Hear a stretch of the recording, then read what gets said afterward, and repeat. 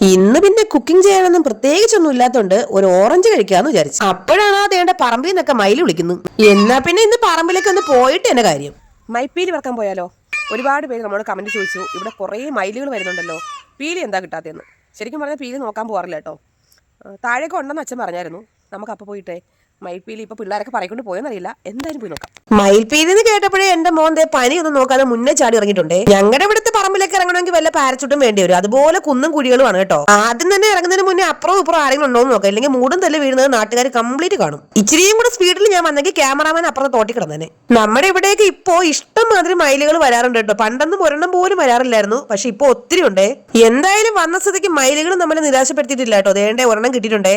അയ്യോ ഒരെണ്ണം അല്ലേ ഉള്ളൂ എന്നും പറഞ്ഞ് അപ്പുറത്തോട്ട് തിരിഞ്ഞു നോക്കിയതും ദേണ്ട കിടക്കുന്ന വേറൊരു മയിൽപ്പീലി. സത്യം പറഞ്ഞാൽ നമ്മൾ കിട്ടൂലെന്ന് മനസ്സിൽ വിചാരിച്ചിട്ട് പോകുന്ന സാധനം കിട്ടിക്കഴിഞ്ഞാലുണ്ടല്ലോ നമുക്ക് ലോട്ടറി അടിച്ചൊരു ഫീലും സന്തോഷമാണ്.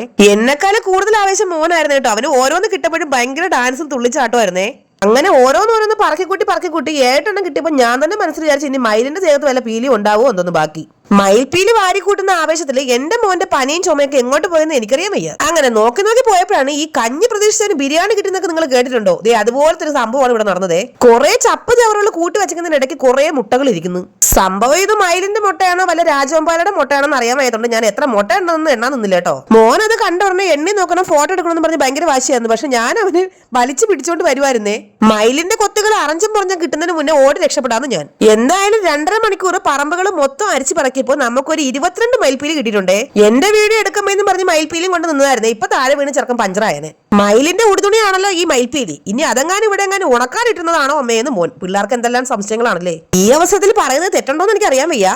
എന്റെ ലിപ്സ്റ്റിക്കിന്റെ ഷെയ്ഡ് ഏതാന്ന് ചോദിച്ചവരോട് എനിക്ക് ഷെയ്ഡ് ഒന്നും അറിയില്ല കേട്ടോ. ഫേസസ് കാനഡയുടെ ആണെന്ന് മാത്രമേ അറിയാവൂ. ഇത്രയും പീലികൾ ഒരുമിച്ച് കണ്ട അമ്മയുടെയും കിളി പോയി ഗൈസ്. ചാനൽ സബ്സ്ക്രൈബ് ചെയ്ത് സഹായിക്കണേ. ടാറ്റാ.